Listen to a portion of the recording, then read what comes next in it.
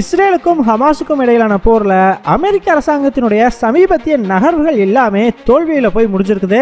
இதனால பாத்தீங்கன்னா இப்போ அமெரிக்க அரசாங்கம் இஸ்ரேல் மேல அதிக அளவுக்கு பிரஷர் போட ஆரம்பிச்சிருக்காங்க. இந்த வீடியோல நம்ம என்ன பார்க்க போறோம்னா அமெரிக்க அரசாங்கம் அப்படி என்ன முயற்சி பண்ணாங்க, அது ஏன் தோல்வியில போய் முடிஞ்சதுன்னு பார்க்க போறோம். கூடவே இஸ்ரேல் அரசாங்கத்தின் மேல அமெரிக்கா என்ன மாதிரியான பிரஷர் போட்டுக்கிட்டு இருக்காங்க, அதற்கான காரணம் என்ன அப்படிங்கறதையும் ரொம்பவே டீடைல்டா பார்த்துடலாம்.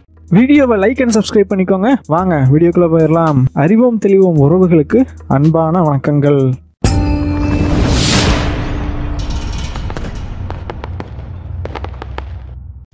முதல் விஷயமா, இஸ்ரேலுக்கும் ஹமாஸுக்கும் இடையிலான போர்ல ஒரு அமைதி ஒப்பந்தத்தை ஏற்படுத்துறதுக்கான பேச்சுவார்த்தை எகிப்து தலைநகரான கெய்ரோவில் நடந்துகிட்டு இருந்தது.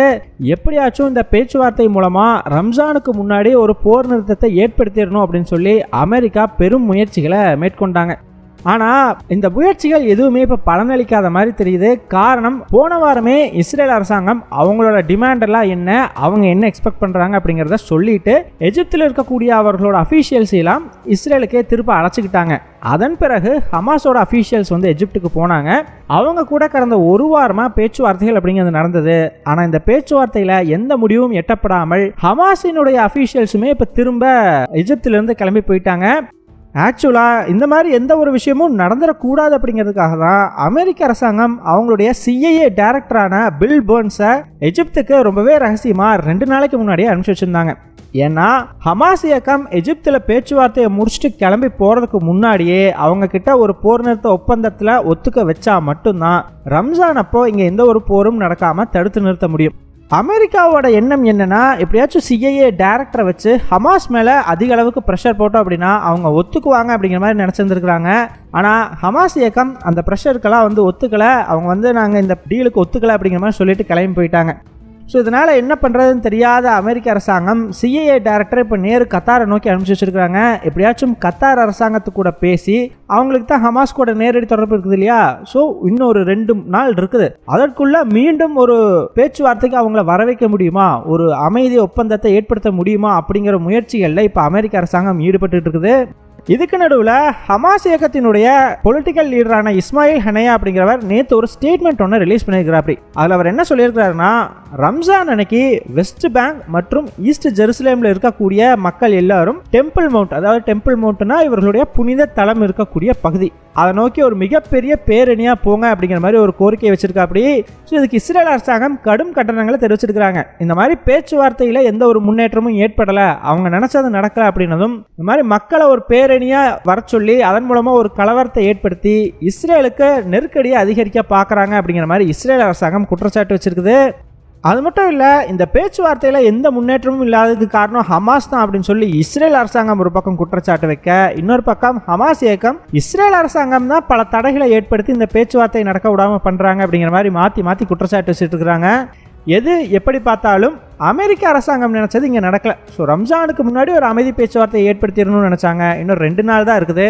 இப்போ அமெரிக்காவுக்கு இருக்கக்கூடிய நேரம்ங்கிறது ரொம்ப கம்மி. அதனால இப்போ அமெரிக்க அரசாங்கம் என்ன பண்ண ஆரம்பிச்சிருக்கிறாங்கன்னா, இஸ்ரேல் ஹமாஸ் இந்த 2 சைடு மேலேயும் ப்ரெஷர் போட ஆரம்பிச்சிருக்கிறாங்க. ஒரு பக்கம் CIA டைரக்டர் கத்தார் மூலமா ஹமாஸ் மேல பிரஷர் போடுறதுக்கு முயற்சிகள் எடுத்துக்கிட்டு இருக்கா. அப்படி இன்னொரு பக்கம் அமெரிக்க அதிபரான ஜோ பைடனே நேரடியா இஸ்ரேல் மேல பிரஷரை ஏற்றி விட ஸ்டார்ட் பண்ணியிருக்காரு. எப்படின்னு பார்த்தீங்கன்னா, இப்போ நேற்று state of the union address அப்படின்னு சொல்லி பைடன் ஒன்று கொடுத்துருந்தார் இல்லையா, அதிலே நோட் பண்ணி பார்த்துருந்தீங்கன்னா தெரியும், இஸ்ரேலுக்கு எதிராக சில முக்கியமான விஷயங்களை அவர் சொல்லியிருந்தா. அப்படி என்னப்பா இஸ்ரேலுக்கு எதிராக சொல்லிட்டாரு அப்படின்னு கேட்டிங்கன்னா, இஸ்ரேல் அரசாங்கம் காசாவில் இருக்கக்கூடிய அப்பாவி மக்களுக்கு உதவி பொருட்கள் போகுது இல்லையா, அதைய ஹமாஸ் கூட நடக்கிற பேச்சுவார்த்தையில் ஒரு ஆயுதமாக பயன்படுத்துகிறாங்க, அதன் மூலமாக ஹமாஸுக்கு நெருக்கடி கொடுக்க முயற்சி பண்ணுறாங்க அப்படிங்கிற ஒரு விஷயத்தை இன்டைரக்டாக சொல்லியிருக்காரு. அதற்கு நாங்கள் அலோவ் பண்ண மாட்டோம் அப்படிங்கிறதையும் பைடன் சொல்லியிருக்கா. அதாவது இஸ்ரேல் அரசாங்கம் காசாவுக்குள்ளே போகிற உதவி பொருட்களை தடுத்து நிறுத்துறாங்க அப்படிங்கிறது எல்லாருக்குமே தெரிஞ்ச விஷயம்தான். ஆனால் இப்போ பைடன் என்ன சொல்ல வர்றாரு அப்படின்னா, இந்த மாதிரி உணவுப் பொருட்களை எல்லாம் தடுத்து நிறுத்தி அதன் மூலமாக ஹமாஸ் கூட நடக்கிற பேச்சுவார்த்தையில் ஹமாஸுக்கு ஒரு நெருக்கடி கொடுக்கறதுக்கு இஸ்ரேல் முயற்சி பண்ணுது. இந்த மாதிரி நீங்கள் இதை பண்ணீங்க அப்படின்னா தான் நாங்கள் இந்த பொருட்களெல்லாம் உள்ளே அனுப்புவோம், இந்த உதவி பொருட்களெல்லாம் கொடுப்போம் அப்படிங்கிற மாதிரிலாம் பேச்சுவார்த்தைகளில் பேசியிருப்பாங்க போல தெரியுது. அதை தான் பைடன் அந்த ஸ்டேட் ஆஃப் த யூனியன் அட்ரஸில் சொல்லியிருந்தாரு. என்னதான் ஒரு பக்கம் இஸ்ரேல் மேலே ப்ரெஷர் போடணும் அப்படிங்கிறது காரணமாக இருந்தாலும் இன்னொரு பக்கம் சமீபத்தில் நார்த்து காசா பகுதியில் உதவி பொருட்களை விநியோகிக்க போன சமயத்தில் அங்கே பல மக்கள் பசியிலும் பட்டினியிலும் இருந்ததுனால அந்த உணவுப் பொருட்களுக்காக ஒரு பெரிய கலவரம் ஏற்பட்டு அதில் நிறைய பேர் உயிரிழந்தாங்க இல்லையா. இந்த சம்பவம் உலக நாடுகள் மத்தியில் அதிர்ச்சி ஏற்படுத்தி இருந்தது. அங்கே எந்த அளவுக்கு ஒரு கொடுமையான சூழ்நிலை நிலவுது அப்படிங்கிறதையும் புரிய வச்சிருந்தது. இதனால் இஸ்ரேலுக்கு மட்டும் இல்லை, அமெரிக்காவுக்குமே ஒரு மிகப்பெரிய அளவுக்கு ப்ரெஷர் உலக நாடுகள் மத்தியில் ஏற்பட்டுச்சு. ஸோ இப்போ இந்த ப்ரெஷரை குறைக்கிறதுக்காகவும் இந்த மாதிரி பேசியிருக்காரு. ஸோ பேசுனதோட நேரத்தில் கூடவே ஒரு அறிவிப்பும் வெளியாகிருக்குது. அது என்ன அறிவிப்பு அப்படின்னு பார்த்தீங்கன்னா, கடந்த ஒரு 1.5 மாதத்துக்கு முன்னாடி சைப்ரஸ் தீவுலேருந்து காசாவுக்கு தேவையான உணவுப் பொருட்களை கப்பல் மூலமாக கொண்டு வரலாம், காசா கடற்கரையில் கொண்டு போய் அதை இறக்கிடலாம் அப்படிங்கிற மாதிரி அமெரிக்க அரசாங்கம் ஒரு திட்டத்தை முன்மொழிஞ்சிருந்தாங்க. இதற்கு இஸ்ரேல் அரசாங்கத்தையும் ஃபோர்ஸ் பண்ணி ஒத்துக்க வச்சிருந்தாங்க.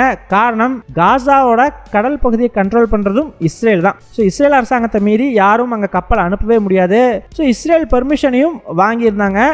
இந்த நிலைமையில் இப்போ அமெரிக்க அரசாங்கம் என்ன அறிவிப்பை வெளியிட்டிருக்கிறாங்கன்னா, காசாவினுடைய கடற்கரையில் ஒரு பையர் ஒன்றை கட்ட போகிறோம் அப்படிங்கிற மாதிரி சொல்லியிருக்கிறாங்க. அது என்னப்பா பையர் அப்படின்னு கேட்டிங்கன்னா, படத்துலலாம் பார்த்துருப்பீங்க, கடற்கரை ஓரத்தில் கடலுக்குள்ளே கொஞ்சம் தூரம் போகிற மாதிரி ஒரு மரப்பாலம் கட்டியிருப்பாங்க. அதில் நடந்து போகிற மாதிரிலாம் சீன்ஸ் பார்த்துருப்பீங்க. ஸோ இதைத்தான் நம்ம பையர் அப்படின்னு சொல்லுவோம். ஸோ இது எதற்காகனா, சின்ன கப்பலாக இருந்தாலுமே கூட சில கப்பல்கள் கரை வரைக்கும் வர முடியாது, வந்தால் தர தட்டி நின்றோம். ஸோ அப்படி நிற்கக்கூடாது அப்படிங்கிறதுக்காக கடலில் ஒரு குறிப்பிட்ட ஆழத்திலே கப்பல் எல்லாம் நின்றும். அந்த ஆழம் வரைக்கும் ஒரு உட்டன் ஸ்ட்ரக்சரில் ஒரு பாலம் மாதிரி கட்டிடுவாங்க. கப்பல் நின்றுச்சுன்னா அதில் இருக்கிற உணவுப் பொருட்களை அந்த பாலத்தின் வழியாக போய் வாங்கிட்டு கடற்கரைக்கு கொண்டு சேர்த்துக்கலாம். ஸோ இதற்காக தான் இந்த பையர் அப்படிங்கிறது கட்டப்படும். அதை கட்டுறதுக்கு நாங்களே ஃபண்ட் பண்ணுறோம் அப்படிங்கிற மாதிரி அமெரிக்க அரசாங்கம் அறிவிப்பை வெளியிட்டிருக்கிறாங்க. இதன் மூலமாக காசாவுக்கு தேவையான உணவுப் பொருட்களையும் உதவி பொருட்களையும் இன்னுமே அதிக அளவுக்கு கொண்டு போய் கொடுக்க முடியும். ஸோ இப்போ இந்த அறிவிப்பை வெளியிடுறதுக்கான காரணம் என்னன்னு பார்த்தீங்கன்னா, ஒரு பக்கம் அமெரிக்காவோட பேர் கெட்டு போச்சு, அதை கொஞ்சம் சரி பண்ணணும். இன்னொரு பக்கம் அமெரிக்காவில் எலெக்ஷன் வருது, பைடன் அந்த எலெக்ஷனில் ஜெயிக்கணும். அதுக்கு பாலஸ்தீன ஆதரவாளர்களுடைய ஓட்டு அவருக்கு கொஞ்சமாச்சும் வேணும். அதுக்காக தான் அவங்களையும் கவர் பண்ணுற மாதிரி இந்த ஒரு அறிவிப்பை அவர் வெளியிட்டிருக்காப்படி. ஸோ இது எல்லாமே டேமேஜ் கண்ட்ரோல் மெஷர்ஸ் தான். இதெல்லாம் ஒரு பக்கம் போய்கிட்டு இருக்கும்போது, இன்னொரு பக்கம் இஸ்ரேலில் நெத்தன்யாகுவை வீழ்த்தி அடுத்த பிரதமராக ஆக வாய்ப்பு இருக்கிற நபராக கருதப்படுற பென்னி கேன்ஸ் அமெரிக்காவுக்கு பயணம் போயிருந்தார் இல்லையா. ஸோ அவர் அமெரிக்கா விசிட் முடிச்சுட்டு நேரு பிரிட்டனுக்கும் போயிருக்காப்படி.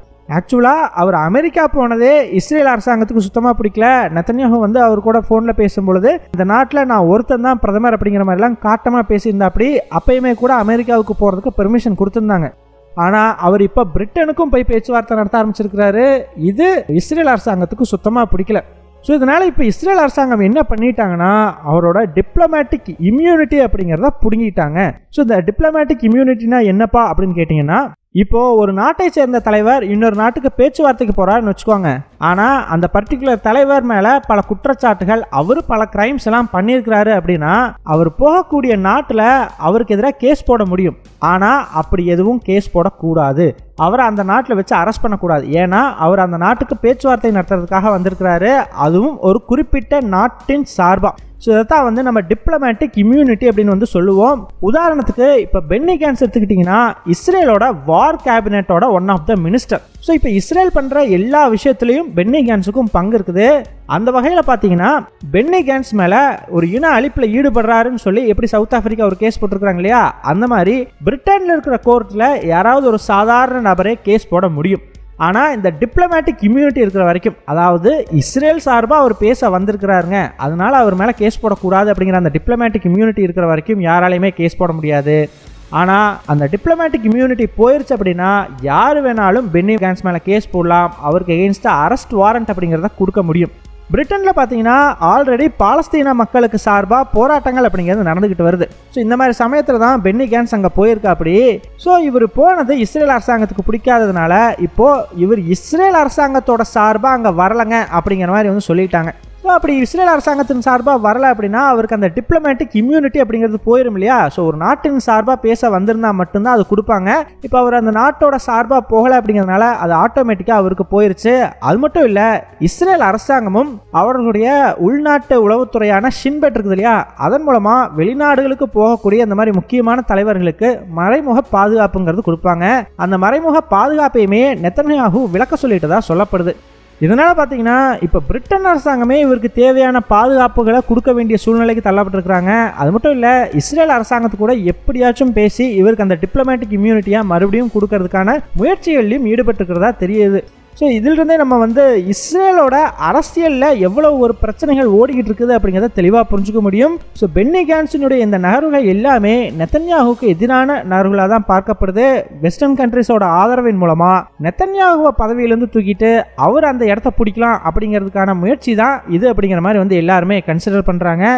ஸோ இதுதான் நெத்தன்யாகுவுக்குமே ஒரு பயத்தை கொடுத்துருக்குது. ஸோ இந்த மாதிரி பல குழப்பங்கள் இஸ்ரேலுக்குள்ள ஓடிக்கிட்டு இருக்குது. இதெல்லாம் எங்கே போய் முடியும் அப்படிங்கிறத நம்ம வெயிட் பண்ணி தான் பார்த்தாகணும். ஃபைனலாக நீங்கள் என்ன நினைக்கிறீங்க? ரம்ஜானுக்கு முன்னாடி ஒரு அமைதி ஒப்பந்தம் ஏற்படுமா? அதற்கான சாத்தியக்கூறுகள் உண்டா? உங்களுடைய கருத்துக்களை மறக்காமல் கமெண்ட்ஸில் சொல்லுங்கள்.